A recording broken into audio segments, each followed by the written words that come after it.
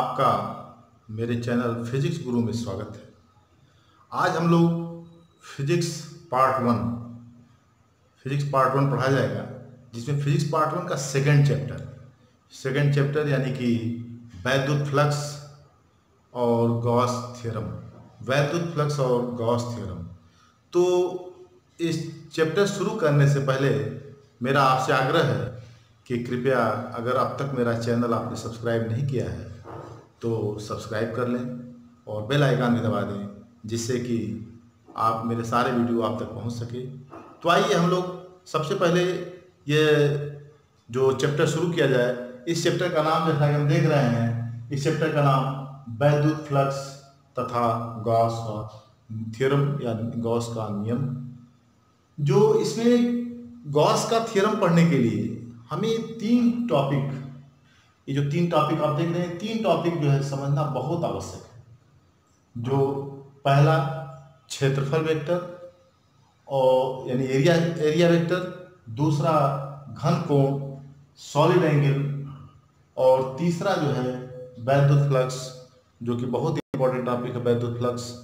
और इसको थोड़ा सा आप लोग जो है गंभीरता से समझिएगा, कंसंट्रेट होकर समझिएगा, क्योंकि तीनों पॉइंट आपको नए हैं, ये नए शब्द आपको सुनने को मिल रहे हैं, इसलिए इसको थोड़ा सा सावधानी से समझेंगे और मेरे वीडियो में अंत तक आप रहेंगे तो समझने में कोई कठिनाई नहीं होगी। बड़ा रोचक टॉपिक है। अब हम लोग जो है आइए, तो सबसे पहले आज हम लोग क्षेत्रफल वेक्टर के बारे में समझेंगे। तो हम लोग पहले क्षेत्रफल वेक्टर के बारे में समझेंगे। क्षेत्रफल वेक्टर क्या है? किसी पृष्ठ के क्षेत्रफल का परिमाण तथा उसका पृष्ठ के लंबवत दिशा में घटक को क्षेत्रफल वेक्टर कहते हैं। जैसे कोई एक पृष्ठ है, इस पृष्ठ का जो क्षेत्रफल a है यानी उसका परिमाण a है, अगर इसी का हम इस पृष्ठ के लंबवत दिशा में घटक यानी इसका कंपोनेंट ले लें दिशा में, तो ये क्या हो जाएगा? n कैप a, इस दिशा में इसका कंपोनेंट हो गया। अब इस दिशा में इसका कंपोनेंट जो होगा उसी को हम क्या कहेंगे? क्षेत्रफल वेक्टर। यानी इस पृष्ठ पर जो पृष्ठ के क्षेत्रफल का परिमाण है, उस परिमाण का इसके लंबवत दिशा में, पृष्ठ के लंबवत दिशा में जो घटक होगा, उसी घटक को हम जो है कहेंगे वो क्षेत्रफल वेक्टर है। तो जैसे देखिए वेक्टर ये a है, a जो क्षेत्रफल का परिमाण है, ये ध्यान रखिएगा, यहाँ हमने वेक्टर साइन नहीं लगाया, तो इसका मतलब सिर्फ परिमाण का मतलब सिर्फ मान होता, वैल्यू। जो वैल्यू है उसकी दिशा से मतलब नहीं, सिर्फ उसके वैल्यू से मतलब उसके परिमाण से मतलब है। तो यह a उसका परिमाण हो गया, n कैप उस परिमाण का n कैप का मतलब लंबवत दिशा में घटक, n कैप हो गया vector a equal to n cap a। इसी को हम जो है कहते हैं क्षेत्रफल वेक्टर। ये देखिए हो गया क्षेत्रफल वेक्टर।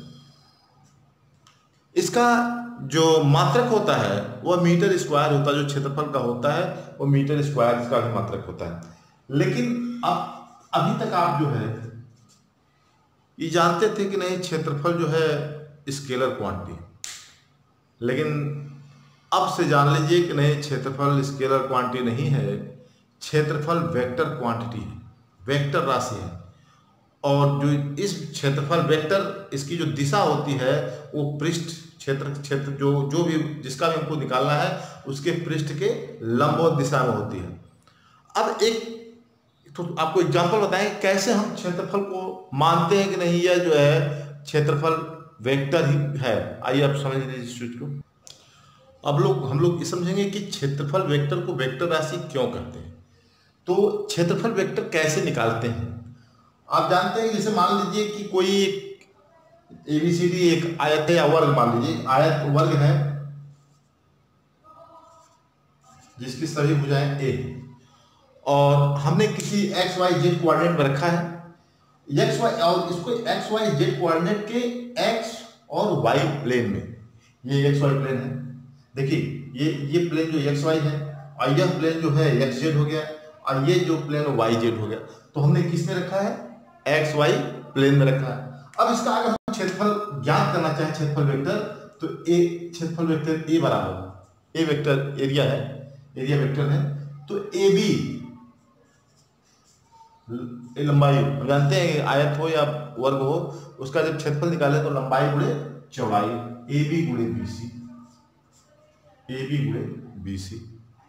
अब ए बी हमारा जो है, हम जानते हैं कि जो दो वेक्टरों का जो क्रॉस गुणन होता है, क्रॉस गुणन से जो परिणामी भौतिक राशि प्राप्त होती है वो वेक्टर राशि प्राप्त होती है। तो याद याद रखिएगा कि जब भी किसी भी आकृति का क्षेत्रफल निकालते हैं तो उसका क्रॉस गुणन करते हैं। जब भी किसी भी आकृति का अगर क्षेत्रफल निकालते हैं तो उसका हम क्या करते हैं, क्रॉस गुणन करते हैं। तो ये भी जानते हैं कि अगर दो राशियों का अगर क्रॉस गुणन करेंगे तो उनसे परिणामी जो राशि प्राप्त होगी वो जो क्या होगी, वेक्टर राशि होगी। और वेक्टर राशि होगी और उन दोनों पर लंब होगी। जो हमको तीसरी राशि प्राप्त होगी उसकी जो दिशा होगी दोनों राशियों पर, दोनों भौतिक राशियों पर लंब होगी। तो अब हम बात करेंगे कि क्षेत्रफल वेक्टर की दिशा किधर होगी। तो ए बी गुणे बी सी, ए बी गुणे बी सी, यह ए बी है और ए बी सी, इन दोनों पर लंब, ए बी ऐसे बी सी, इन दोनों पर लंब ऐसे, यानी कि इस समतल जो एक्स वाई प्लेन के क्या है, लंबवत। जो एक्स वाई प्लेन के लंबवत प्लेन होगा उसकी दिशा में होगा, जो एक्स वाई प्लेन के लंबवत दिशा में अक्ष होगा उसकी, तो इसके लंबवत दिशा में अक्ष जो है के कैप है। एक्स वाई प्लेन के लंबवत दिशा में जो अक्ष होता है वो के कैप है। तो ए गुणे ए के कैप, ए स्क्वायर के कैप। एक बात और याद रखिएगा, चूंकि हमारा जो 2D है, 2 डायमेंशनल है, ये शेप जो हमारा 2 डायमेंशनल है, तो 2 डायमेंशनल शेप ओपन सरफेस होता है, यानी कि खुला पृष्ठ होता है।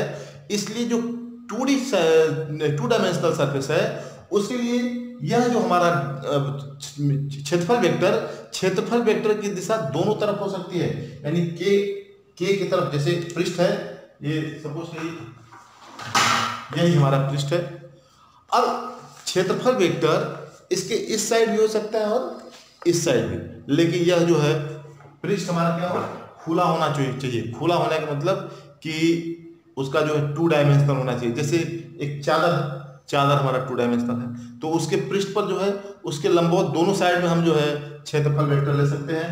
तो इसे ही हमारा पृष्ठ है, तो इसके दोनों साइड में हम इधर की तरफ भी ले सकते हैं, अंदर की तरफ, अर्थात इसको हम इस रूप में भी लिख सकते हैं ए स्क्वायर माइनस के। जो क्षेत्रफल वेक्टर का मान दोनों पॉसिबल है। क्या क्या पॉसिबल है, ए गुणे ए यानी के कैप, अर्थात ए बी गुणे जब बीसी करेंगे तो हमको ये प्राप्त होगा। अगर वही बीसी गुणे ए बी कर दें, यानी सी बी गुणे बी ए कर दें, यानी एंटी क्लॉकवाइज, ठीक है, तो हमारा क्या होगा, माइनस के कैप। अंदर की तरफ हमको परिणामी, अंदर की तरफ क्षेत्रफल वेक्टर अंदर की तरफ शो करने लगेगा। इसी प्रकार एक एग्जांपल और लेते हैं। मान लीजिए हमने यहाँ पे क्या किया है कि एक्स जेड प्लेन पे कोई एक वृत्त रखा है, ये भी 2 डायमेंशनल है। यहां भी देख रहे हैं कि जो है हमारा क्षेत्रफल वेक्टर दोनों पृष्ठों पर है, ऊपर भी इसकी दिशा हो सकती है, नीचे भी दिशा हो सकती है। तो इसको हमने किस प्लेन पर रखा है, एक्स जेड प्लेन पर रखा है। इसका जब क्षेत्रफल निकालेंगे, क्षेत्रफल वेक्टर, तो क्षेत्रफल वेक्टर ए इक्वल टू, हम जानते हैं कि जो वृत्त का क्षेत्रफल होता है पाई आर स्क्वायर, और किस अक्ष पे जाएगा, यानी कि एक्स जेड प्लेन के लंबवत होगा। एक्स जेड के प्लेन के लंबवत कौन अक्ष है, वाई एक्सिस है। इसका मान जो है जे कैप हो जाएगा। जे कैप भी हो सकता है, दूसरा ये इसका मान ये भी हो सकता है pi r square minus j cap. तो इस बात को याद रखिएगा कि जो 2 डायमेंशनल सरफेस है, 2 डायमेंशनल सरफेस में जो हमारा क्षेत्रफल वेक्टर दोनों इनर मतलब नीचे वाले पृष्ठ पर और ऊपर वाले पृष्ठ दोनों के लंबवत होता है। लेकिन जहां अगर 3D की बात आती है तो 3D के बारे में समझाते हैं कि 3D में क्षेत्रफल वेक्टर कैसे ज्ञात करते हैं। अब हम लोग 3D में क्षेत्रफल वेक्टर की बात करेंगे, तो हम एक पहले क्यूब लेते हैं। क्यूब देखिए, क्यूब आप बनाना जानते हैं, इस तरह क्यूब बना लीजिए। पहले स्क्वायर खींचिए, फिर एक और स्क्वायर खींचिए, और इसको इसी मिला दीजिए, इसको इसी मिला दीजिए, इसको इसी मिला दीजिए, इसको इसी मिला, एक आपका क्यूब हो गया। बहुत बनाना आसान है। अब इसमें क्षेत्रफल वेक्टर की बात करेंगे तो इतना याद रखिएगा कि अगर 3D शेप है, 3D शेप में जो क्षेत्रफल वेक्टर आउटवर्ड ही अलाउड है, इनवर्ड अलाउ नहीं है। अर्थात क्षेत्रफल वेक्टर की दिशा इधर की तरफ होगी 1, इस पृष्ठ पर इधर की तरफ 6 पृष्ठ होगा, इस पृष्ठ पर इधर की तरफ होगी, यहाँ इस पृष्ठ पर इधर की तरफ होगी, इस पृष्ठ पर इधर की तरफ, और यहाँ जो अंदर वाला पृष्ठ है उसको, ये 6 डायरेक्शन होगा। सभी मान लो सभी का एरिया समान है, सब ये चूंकि भुजाएं एक क्यूब है तो समान होगा ही, सबका पृष्ठ पे क्षेत्रफल ए ए ए ए सब सभी भुजा ए, सभी भुजा ए है। और क्षेत्रफल वेक्टर हम जानते हैं कि पृष्ठ के लंबवत दिशा में अगर 3D है तो सिर्फ आउटवर्ड की तरफ ही क्षेत्रफल वेक्टर होगा, इनवर्ड अंदर की तरफ नहीं होगा। तो 6 पृष्ठ है, 6 पृष्ठ का आउटवर्ड पे हमको क्षेत्रफल वेक्टर आसानी से हम प्राप्त कर सकते हैं। तो इतना बात याद रखिएगा कि अगर 2D शेप है तो उसमें जो है दोनों अलाउड है, दोनों पृष्ठ से जो है जो क्षेत्रफल वेक्टर, दोनों पृष्ठ में क्षेत्रफल वेक्टर ज्ञात कर सकते हैं। लेकिन अगर 3 डायमेंशनल शेप है तो 3 डायमेंशनल शेप में सिर्फ आउटवर्ड क्षेत्रफल वेक्टर ही अलाउड होता है। जैसे हम एक, ये तो हमने क्यूब बनाया, अगर हम सिलेंडर की बात करें तो सिलेंडर कैसे क्षेत्रफल वेक्टर ज्ञात करेंगे, ये सिलेंडर, ये 2 लाइन खींचा, ये हो गया, ये हमारा सिलेंडर हो गया।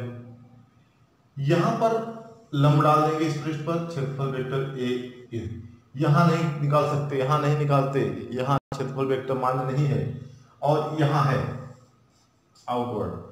अब इस पृष्ठ पर जो कर्व है, जो कर्व वाला पृष्ठ है, जो पार्श्व पृष्ठ कहते हैं, इसका संपूर्ण पृष्ठ होता है। संपूर्ण पृष्ठ का मतलब कि दोनों आधार का पृष्ठ भी जोड़ देते हैं, संपूर्ण पृष्ठ होता है। और पार्श्व पृष्ठ जो सिर्फ साइड का पृष्ठ, पार्श्व पृष्ठ है। यहाँ इस पर एक लंब डाल देंगे, ये इस पर लंब डाल देंगे, या ये इसका क्षेत्रफल वेक्टर हो गया। इस तरह हम जो है क्षेत्रफल वेक्टर ज्ञात करते हैं। स्फीयर अगर है तो स्फीयर को कैसे, ऐसे हमने स्फीयर बना लिया, और चूंकि इसको 3D में दिखाना है,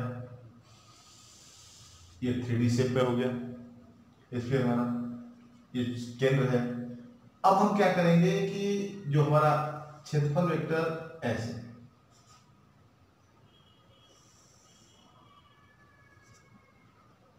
ये अंदर की तरफ नहीं, हम डाट डाट खींच दे रहे हैं जो कि केंद्र से जाएगा। हम जानते हैं लंब है, अगर है लंब, चूंकि लंब होगा पृष्ठ पे, अगर लंब है तो केंद्र से जाना चाहिए। यदि लंब केंद्र से ही जाएगा,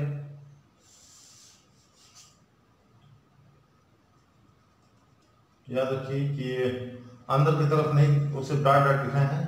हमारा जो क्षेत्रफल वेक्टर की दिशा हो जो बाहर की तरफ, ये जो है सभी क्षेत्रफल वेक्टर हो जाएंगे। तो हमने आपको क्षेत्रफल वेक्टर 2D और 3D में दोनों बताया। और 2 पॉइंट आप याद रखिए कि 3D में जो क्षेत्रफल वेक्टर जो होता है सिर्फ आउटवर्ड अलाउड है, जबकि 2D में जो क्षेत्रफल वेक्टर होता है वो दोनों पृष्ठ पर ज्ञात करते हैं। तो बना लीजिए, उसके बाद आगे चला जाए हम लोग। चलिए आगे चलते हैं। देखिए हमने इस चीज़ को लिख भी दिया है, इसको आप लोग लिख लीजिए, क्योंकि यह कन्फ्यूजन लोगों को बना रहता है।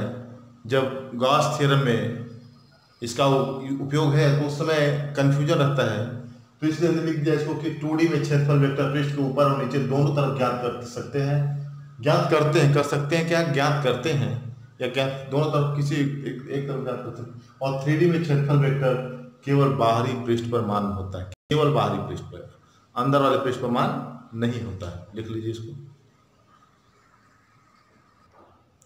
आइए अब हम लोग घन कोण, सॉलिड एंगल। तो आज आप लोग देख रहे हैं कि आप लोगों का एक नए नए टॉपिक से सामना हो रहा है, नए नए शब्दों से सामना हो रहा है। तो इन नए शब्दों से को समझने के लिए आप थोड़ा सा और कंसंट्रेट हो जाइए, गंभीर हो जाइए, और दिमाग को पूरी तरह से यहाँ केंद्रित करिए, तब आपको जो ये चीज़ें समझ में आएंगी। क्योंकि नए नए टॉपिक हैं, तो नए नए टॉपिक हैं तो नए मूड से, नए फ्रेश होकर के इसको समझिए आप लोग। तो सबसे पहले घन कोण के बारे में समझा जाए तो घन कोण का हम जानते हैं कि किसी गोले के पृष्ठ द्वारा गोले के केंद्र पर अंतरित घन कोण गोले के पृष्ठ का क्षेत्रफल a तथा केंद्र से गोले के पृष्ठ पर खींची गई लंबवत रेखा के वर्ग के अनुपात के बराबर होता है। इसके पहले आपने कोण पढ़ा है, कोण के बारे में जानते हैं कि 2D 2 डायमेंशनल शेप में कोण हम ज्ञात करते हैं। यदि किसी वृत्त का चाप वृत्त के केंद्र पर जो कोण अंतरित करता है तो चाप द्वारा जो केंद्र पर बनता है उसे कोण कहते हैं, और कोण बराबर सीधे चाप बटे त्रिज्या। लेकिन यहाँ जो घन कोण है वो चाप द्वारा नहीं बनता, वो पृष्ठ द्वारा बनता है। यह 3D शेप में बनता है, यह पृष्ठ द्वारा बनता है। जैसे आप लोग शंकु देखे होंगे, कोण जो आइसक्रीम कोण वाली होती है, तो ऊपर का जो पृष्ठ, हम ऊपर का जो उसको पृष्ठ मान लें, और जो नीचे वाला जो एज है, जो वर्टेक्स होता है, जिसको वर्टेक्स बोलते हैं, वह वर्टेक्स जो उसका वहां पर घन कोण अंतरित होगा, तो वही घन कोण है। जैसे हमने एक पृष्ठ मान लिया, कोई गोला है, गोले का हमने एक छोटा सा एलिमेंट पृष्ठ छोटा सा ले लिया ABCD। अब इस गोले के केंद्र पर घन कोण अंतरित कर रहा है ओमेगा। तो हम बताएं जो ओमेगा का मान होगा इस पृष्ठ के क्षेत्रफल A और वृत्त के केंद्र से पृष्ठ पर खींची गई लंबवत रेखा, या लंबवत रेखा कह लीजिए या सबसे छोटी रेखा, तो सबसे छोटी रेखा या लंबवत रेखा, तो लंबवत रेखा के लंबाई की वर्ग के अनुपात के बराबर होता है। फिर से बात समझिए, किसी गोले के पृष्ठ द्वारा वृत्त के केंद्र पर अंतरित घन कोण पृष्ठ के क्षेत्रफल A तथा वृत्त के केंद्र से पृष्ठ पर खींची गई लंबवत रेखा के वर्ग के अनुपात के बराबर होता है। तो देखिए, इसके रटने की कोई जरूरत नहीं है, हम ये फार्मूला आपको याद रखना है। ये फार्मूला आपको याद है, A/r²। जैसे उसमें क्या था, कोण बराबर चाप बटे त्रिज्या था। कब? जबकि 2D में कोण बनता था, जबकि चाप द्वारा कोण बनता था किसी केंद्र पर। लेकिन अगर पृष्ठ द्वारा कोण बन रहा है, वो घन कोण है, कोण नहीं घन कोण है, तो घन कोण पृष्ठ का क्षेत्रफल, उसमें चाप की लंबाई बटे त्रिज्या था, यहाँ पृष्ठ का क्षेत्रफल बटे r²। इस बात को याद रखिएगा कि पृष्ठ का क्षेत्रफल बटे r², ये घन कोण हो गया।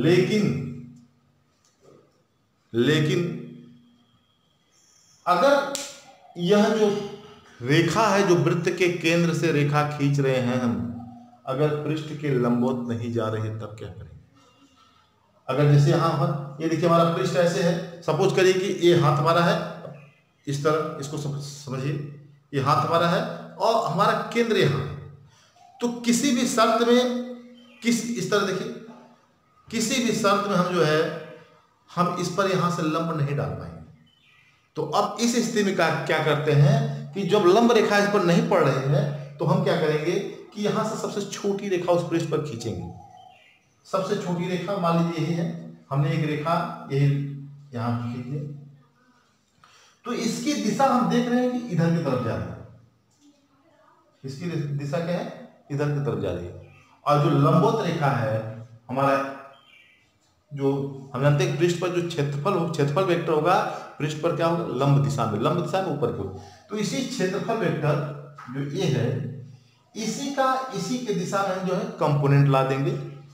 तो ये क्या हो जाएगा? a cos theta. यह a cos थीटा।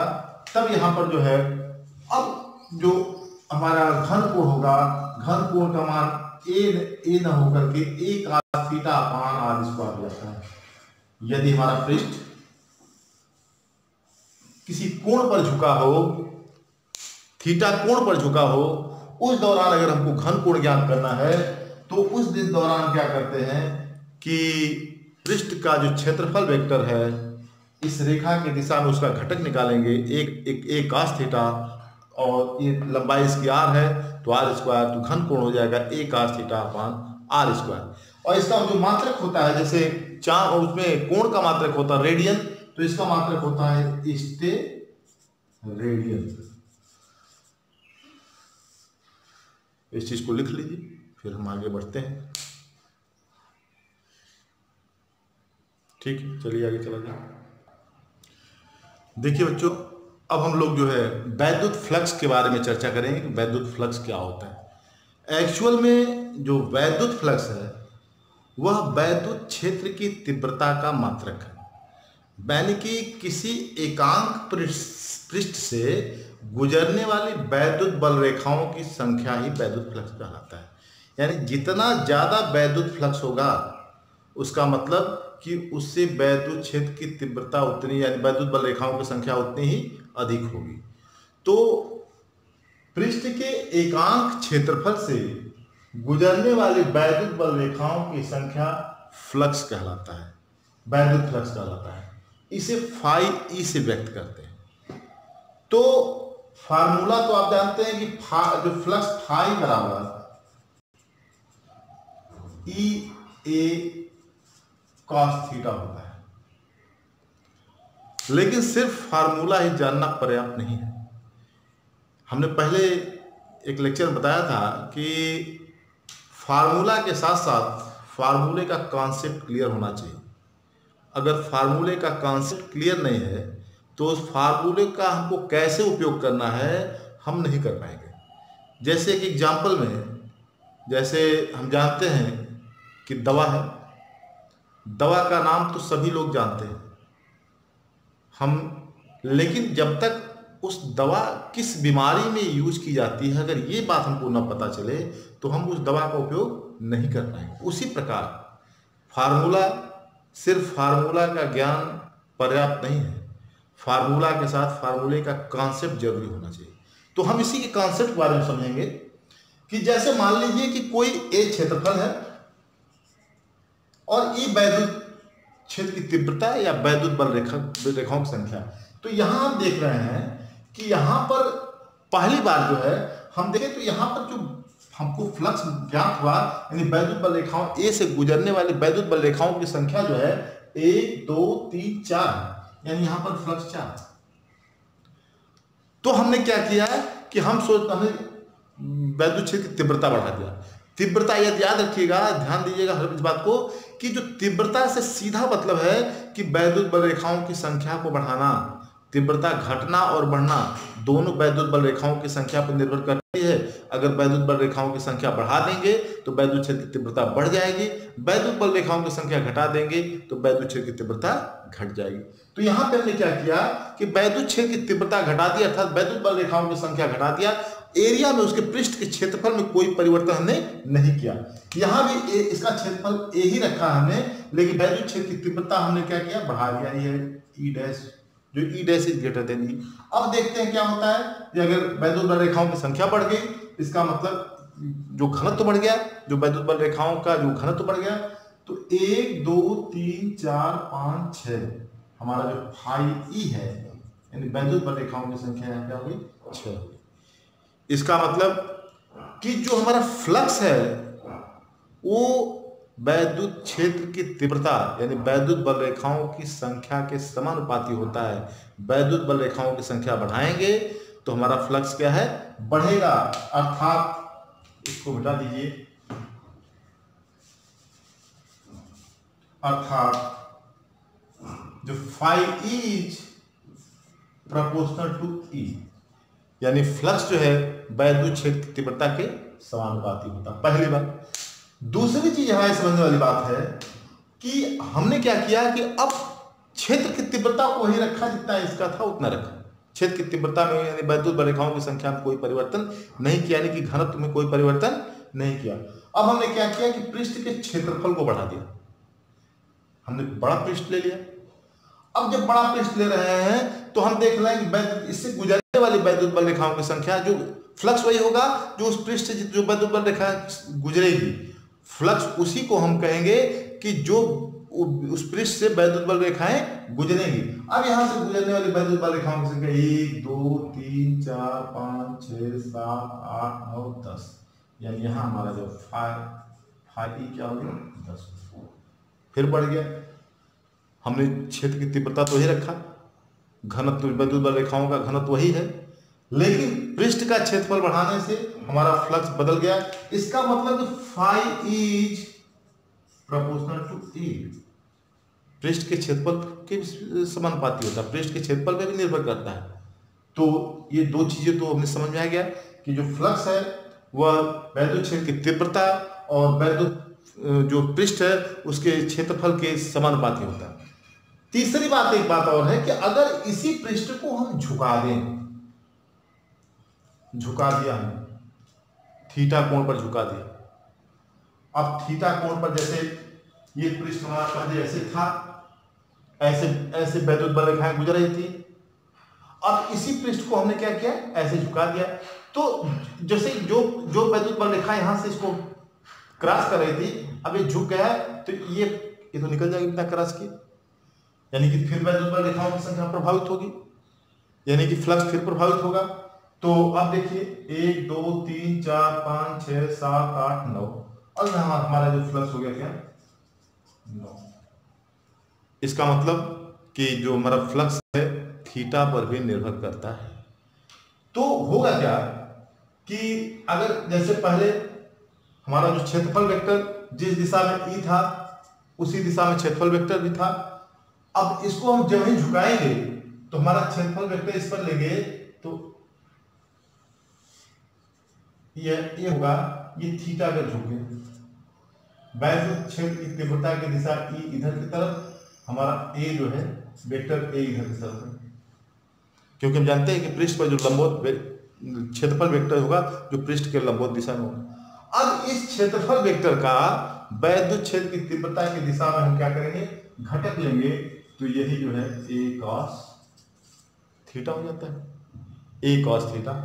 तो अब अगर इन तीनों जो हम लिए हैं तीनों मान, यानी कि हमारा वैद्युत क्षेत्र की तीव्रता, जो क्षेत्रफल और जो झुकाव, इन तीनों से हम एक संबंध प्राप्त करते हैं कि phi A equal to E A cos theta. तो यही इसका कॉन्सेप्ट है फार्मूला का कि जो ई ए कॉस थीटा है, यानी ई पे भी जो फ्लक्स हमारा ई पे भी निर्भर करता है, ए पे भी निर्भर करता है और कॉस थीटा पे निर्भर, और कैसे निर्भर करता है हमने आपको फिगर समझाया। तो इसको बना लीजिए, फिर आगे बढ़ा जाए। तो आइए वैद्युत फ्लक्स का जो फार्मूला है वो जो हमने तीनों बताया था जो फिगर से, तो जो संबंध हमको प्राप्त होता है five E equal to E A cos theta या five equal to e dot a. अब एक तब के लिए यदि हमारा कोई ए क्षेत्रफल का कोई पृष्ठ है, अगर उसको ई वैद्युत क्षेत्र में हम थीटा कोण पर झुका के रखते हैं तो हमारा जो फ्लक्स जो है phi equal to E A cos theta. अगर मान लीजिए हमारा कोई थ्री डायमेंशनल में कोई आकृति है, थ्री डायमेंशनल का आकृति है, उसके कारण हम फ्लक्स निकालना चाहते हैं, तो सबसे पहले हम सूक्ष्म अवयव लेकर के निकालेंगे। आइए उसको हम देखते हैं कैसे निकालेंगे। देखिए, यदि किसी क्लोज सरफेस का अगर वैद्युत फ्लक्स ज्ञात करना हो तो हमने मान लिया कि कोई एक क्षेत्रफल का एक क्लोज सरफेस है, तो माना एक क्षेत्रफल का क्लोज सरफेस है जिसे ई वैद्युत क्षेत्र में इसको रखा गया है। एक पूरा क्षेत्र, एक क्षेत्रफल का क्लोज सरफेस है जिसको ई वैद्युत क्षेत्र में रखा गया है। अब इसके कारण अगर हमको वैद्युत फ्लक्स ज्ञात करना हो तो हम कैसे ज्ञात करते हैं, तो फ्लक्स फाइव इक्वल टू, हम सबसे पहले सूक्ष्म अवयव हम मान लेते हैं, सूक्ष्म अवयव के कारण यहां लिख रहे हैं, एक लाइन यहां लिख रहे हैं कि माना सूक्ष्म क्षेत्रफल डी ए, हम इस डी ए के कारण पहले फ्लक्स निकाल लें। डी ए के कारण फ्लक्स डी फाइव ई, इसके कारण डी फाइव ई है, तो d phi E equal to क्या हो जाएगा, देखिए ए जो डी ए है, डी ए का कंपोनेंट इधर की तरफ हो गया, ई से थीटा डिग्री कोण पर है, इसका जो क्षेत्रफल वेक्टर लेंगे डी ए, और ये तो इसका हम इस दिशा में कंपोनेंट लेंगे तो हो जाएगा डी ए कॉस थीटा। तो क्या हो जाएगा E D A cos theta. अब कुल ए क्षेत्रफल के कारण या कुल पृष्ठ के कारण फ्लक्स, तो ये समाकलन कर देंगे पूरे का डी फाइव ई का, टोटल पृष्ठ के कारण ज्ञात हो जाएगा। अगर इसको हम समाकलन कर देंगे तो टोटल पृष्ठ के कारण हो जाएगा, तो फाइव ई इक्वल टू हमको प्राप्त हो जाएगा समाकलन D A E D A cos theta, या इसको हम लिख सकते हैं इस तरह भी लिखते हैं ई डॉट, अब वेक्टर के रूप में लेते हो E dot d A phi equal to, दोनों में लिख सकते हैं, दोनों रूप में ऐसे जो है हमको ये फार्मूला ऐसे लिख सकते हैं। क्योंकि ये पाथ क्लोज है, क्लोज सरफेस है, तो इसको हम क्लोज सरफेस का ये को क्लोज पाथ है, इसे समझ में आता है कि पाथ जो क्लोज सरफेस है, तो इस तरह का हम निशान लगा देंगे और यही जो हमको क्लोज सरफेस का हमको फ्लक्स ज्ञात कर सकते हैं। अब फ्लक्स जो वैद्युत फ्लक्स है उसका मात्रक लिख लीजिए ऊपर। हम देखिए मात्रक जो फ्लक्स यानी फाइव ई का मात्रक यह बराबर होगा ई का मात्रक गुणे ए का मात्रक। ई का मात्रक जो वैद्युत क्षेत्र की तीव्रता ई का मात्रक F equal to Q E, तो ई बराबर F अपान क्यू, यानी बल अपान, यानी इसको लिख सकते हैं F अपान क्यू का मात्रक गुणे ए का मात्रक। अब ये हो गया आपका न्यूटन बटे कूलॉम गुणे मीटर स्क्वायर। तो न्यूटन बटे कूलॉम गुणे मीटर स्क्वायर। अब न्यूटन को हम लिख सकते हैं किलोग्राम मीटर प्रति सेकेंड स्क्वायर इंटू मीटर बटे के कूलॉम, या इसको किलोग्राम, ये मीटर स्क्वायर है तो इसे ये घन मीटर हो जाएगा बटे सेकेंड इंटू कूलॉम, चाहे जिस रूप में लिखिए फाइव ई का मात्रा।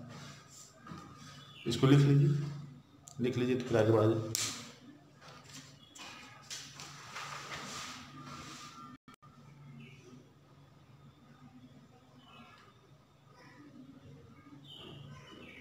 चलिए अब आगे चला जाए। अब इसका बीनी सूत्र M L Q T inverse 3 A inverse 1, T inverse 3 A inverse 1, इसका बीनी सूत्र इसको लिख लीजिए। चलिए अब आगे बढ़ा जाए। अब हम लोग 2D शेप का जो फ्लक्स ज्ञात करें, किसी एक समान विद्युत क्षेत्र में हमने एक वर्ग को भिन्न भिन्न स्थितियों में रख करके हम देख रहे हैं कि भिन्न भिन्न स्थितियों में रखने पर इसके फ्लक्स में मान में कितना परिवर्तन हो रहा है। तो सबसे पहले हमने क्या किया कि जो हमारा वर्ग है इसको हमने इसके लंबवत, यानी कि जो वैद्युत क्षेत्र की तीव्रता है उसकी दिशा के लंबवत दिशा में रख दिया। तो उस दिशा में देखेंगे कि जो हमारा क्षेत्रफल वेक्टर होगा ए और ई के बीच का जो कोण होगा वो 0 डिग्री का होगा, क्योंकि ए भी हम जानते हैं कि पृष्ठ के लंबवत दिशा में हो, और हमने पृष्ठ लंबवत दिशा में खुद ही रख दिया है। जैसे ये पृष्ठ है, ये पृष्ठ का लंबवत दिशा है, और इसी दिशा में हमारा जो क्षेत्रफल वेक्टर भी है, और इसी दिशा में हमने क्या किया है, वैद्युत क्षेत्र की तीव्रता भी इसी दिशा में है। तो इस वैद्युत क्षेत्र की तीव्रता और क्षेत्रफल दोनों एक ही दिशा में हो गए। यहाँ पर थीटा बराबर क्या हो गया, 0 डिग्री। तो हमारा five E equal to E A cos 0, अर्थात ई और ए का मान हो गया a square, five E equal to E a square. हमारा जो फ्लक्स का मान क्या आ गया, ई ए स्क्वायर। देखिए यहाँ हमने क्या किया कि जैसे वैद्युत क्षेत्र की दिशा इधर की तरफ है और हमारा पृष्ठ ऐसे, पृष्ठ को भी हमने ऐसे रख दिया, ठीक है, इसी तरह रख दिया हमने। और इस दशा में रखने पर देख रहे हैं कि जो हमारी वैद्युत पर लिखा है इसको पृष्ठ को संपर्क करते हुए आगे निकल, इसको क्रॉस नहीं कर रही है, सिर्फ संपर्क करते हुए आगे निकल जा रही है। तो इस दिशा में हम देखेंगे कि वैद्युत क्षेत्र की तीव्रता की दिशा इधर की तरफ होगी और ये जो पृष्ठ का इसके लंबवत इधर की तरफ होगा। एक मिनट हम आपको समझाते हैं। ये देखिए, जैसे ये हमारा क्षेत्रफल वेक्टर और वैद्युत दोनों एक दूसरे पे क्या होंगे, लंब होंगे। जब दोनों एक दूसरे पर लंब होंगे तो हमारा थीटा बराबर क्या हो जाएगा, 90 डिग्री होगा। जब थीटा बराबर 90 डिग्री होगा तो phi equal to E A cos 90, cos 90 का मान 0, तो फाई क्या होगा, 0। और जो तीसरी स्थिति हमने लिया है, तीसरी स्थिति को हमने क्या किया है कि थीटा कोण झुका दिया। तो थीटा कोण जो वैद्युत क्षेत्र की तीव्रता से अगर थीटा कोण पर है तो 30 कोण झुका दिया। थीटा बराबर यहाँ क्या है, 30 डिग्री, 30 डिग्री झुका दिया। तो अब यहां पर ए है तो इसको ए cos 30, वैद्युत क्षेत्र की दिशा में इसका कंपोनेंट ले जाएंगे तो है ए cos 30। तो फाई इक्वल टू ए क्या हो जाएगा, प्लस ई ए cos 30। ई ए का मान ए स्क्वायर हो गया और cos 30 डिग्री का मान हो गया आपका √3/2, तो हो गया √3/2 ई ए। अब यहां से तो हम देख रहे हैं कि जो फाई हमारा जो है थीटा पर भी निर्भर कर रहा है। हमने वैद्युत क्षेत्र का मान भी वही रखा, एरिया में भी हमने कोई परिवर्तन नहीं किया, सिर्फ हमने उसको घुमाया है। यहाँ 90 डिग्री पर रखा है, यहाँ थीटा का मान 0 डिग्री पर रखा है, यहाँ 90 डिग्री पर रखा है, यहाँ 30 डिग्री पर रखा है। तीनों स्थितियों में हम देख रहे हैं फाई का मान अलग अलग, फ्लक्स का मान अलग अलग आ रहा है। तो इससे स्पष्ट है कि हमारा जो है फाई इस पे निर्भर कर, थीटा पर निर्भर करता है। ये तो 2D के लिए। अब हम आपको 3D के संबंध में बताएं कि 3D में हम कैसे वैद्युत फ्लक्स ज्ञात करेंगे। तो आइए 3D के लिए हम लोग ज्ञात किया जाए। तो अभी आपको मैंने 2D में फ्लक्स बताया था। तो जो 2 डायमेंशनल सरफेस होते हैं उसको हमेशा ओपन सरफेस कहते हैं, खुला हुआ पृष्ठ। और जो 3 डायमेंशनल सरफेस होते हैं ये क्लोज सरफेस होता है। तो जैसे हम 3 डायमेंशनल सरफेस आपको बना के दिखा रहे हैं,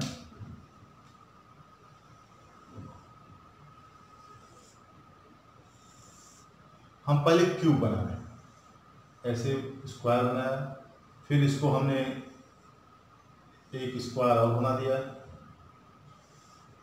और इससे इसको मिला दीजिए, इससे इसको मिला दीजिए, इसको इससे मिला दीजिए। सभी भुजा जो है ए, सभी का साइड ए है,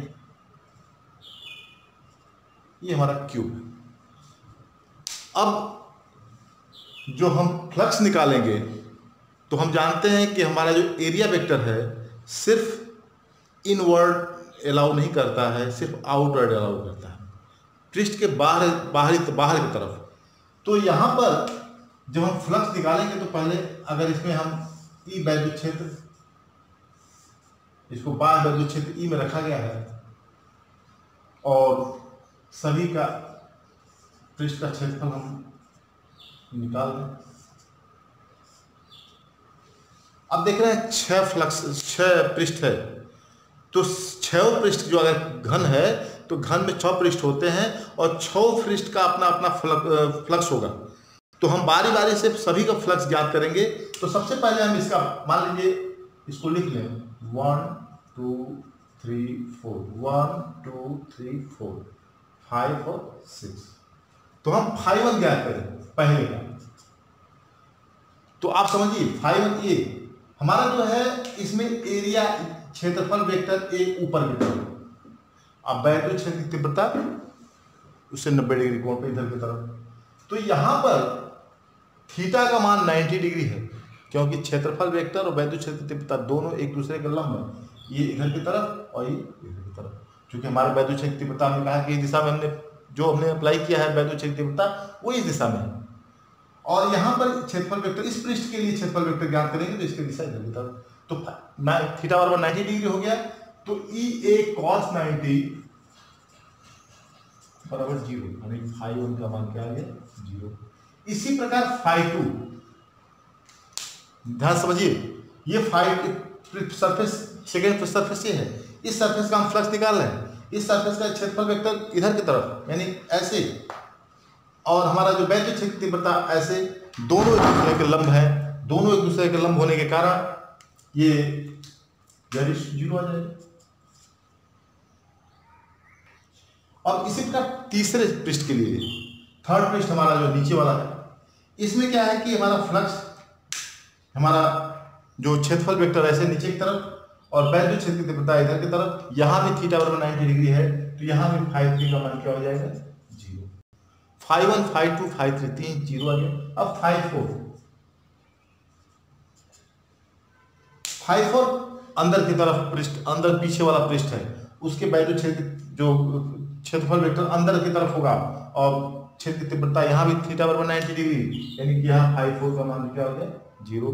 अब फाई 5 की बात करें, फाई 5 ये है पृष्ठ, यहाँ वैद्युत क्षेत्र की तीव्रता भी इसी दिशा में है और क्षेत्रफल वेक्टर भी हमारा इसी दिशा में है, दोनों के बीच का जो कोण है थीटा बराबर 0 है, तो cos 0 यानी कि ई ए का मान ए स्क्वायर हो गया, क्षेत्रफल ए स्क्वायर हो गया, सभी भुजा ये है, ई ए स्क्वायर cos 0, इसका cos 0 का मान 1, ये आ गया ई ए स्क्वायर फाई 6 यह पृष्ठ बचा गया। इस पृष्ठ में देख रहे हैं कि यह जो क्षेत्रफल वेक्टर इधर की तरफ, वैद्युत क्षेत्र की तीव्रता इधर की तरफ, थीटा का मान 180 डिग्री, तो ई ए cos 180 का मान -1, तो हो जाएगा माइनस ई ए स्क्वायर। जब कुल फ्लक्स निकालेंगे, टोटल फ्लक्स निकालेंगे, तो phi 1 plus phi 2 plus phi 3 plus phi 4 plus phi 5 plus phi 6 equal to क्या आ जाएगा, ये तो 0 है, फाई का मान हो गया ई ए स्क्वायर और फाई 6 का मान हो गया माइनस ए स्क्वायर, ये मान 0 आ गया। इसका मतलब कि इसका संपूर्ण फ्लक्स 0 आएगा। तो इस बात को याद रखिएगा कि अगर कोई भी क्लोज्ड सरफेस है, उसका स्वयं का अपना चार्ज नहीं है, उस सरफेस का अपना कोई चार्ज नहीं है, अपना कोई इलेक्ट्रिक फील्ड नहीं है, और उसको एक समान इलेक्ट्रिक फील्ड में रखा जाता है, तो उस दशा में उसका संपूर्ण फ्लक्स 0 होगा। बात क्लियर है कि अगर क्लोज्ड सरफेस से तात्पर्य 3 डायमेंशनल, अगर किसी क्लोज्ड सरफेस को एक समान वैद्युत क्षेत्र में रखा गया हो, तो अगर उसका स्वयं का अपना कोई वैद्युत क्षेत्र न हो या उसके अंदर कोई खुद का चार्ज न हो, तो उसका संपूर्ण यानी कुल फ्लक्स जो नेट वैद्युत फ्लक्स का मान जो है क्या आता है 0 आता है। तो इसको आप लिख लीजिए, फिर आगे बढ़ा जाए हम। चलिए आगे चलते हैं। देखिए इस चीज को आप लिख लीजिए, किसी क्लोज्ड सरफेस को एक समान वैद्युत क्षेत्र में रखा जाए तथा उसका खुद का कोई वैद्युत क्षेत्र